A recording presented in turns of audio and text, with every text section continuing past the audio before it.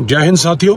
अभी अभी मैंने जनरल अनिल चौहान सीडीएस उनकी एक स्टेटमेंट देखी जिसके अंदर उनसे पूछा जा रहा है कि कितने भारतीय जहाज गिरे, तो उन्होंने इसके ऊपर कहा कि कितने गिरे ये मैटर नहीं करता, लेकिन क्यों गिरे ये ज़रूर मैटर करता है।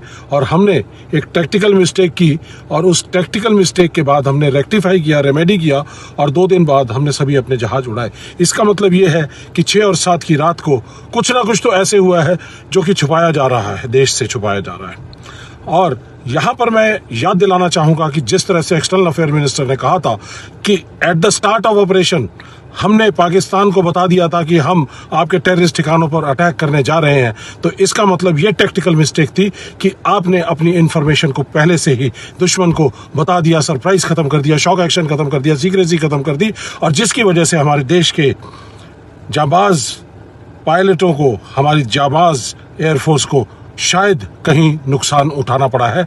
तो ये टैक्टिकल मिस्टेक और जो बयान एक्सटर्नल अफेयर मिनिस्टर के थे, इन दोनों को अगर कोलैबोरेट करके देखा जाए तो इसका मतलब ये है कि हमने अपने देश की फौजों को जो आगे लड़ने जा रही थी उनके कहीं ना कहीं पीठ पे छुरा घोंपने का काम हमारे देश की सरकार ने किया है, एक्सटर्नल अफेयर मिनिस्टर ने किया है। इसका देश को जवाब देना पड़ेगा और ये भी बताना पड़ेगा कि इस इंफॉर्मेशन को देने की वजह से हमें और हमारी सेनाओं को कितना नुकसान हुआ है, उनके परिवारों को जवाब देना पड़ेगा।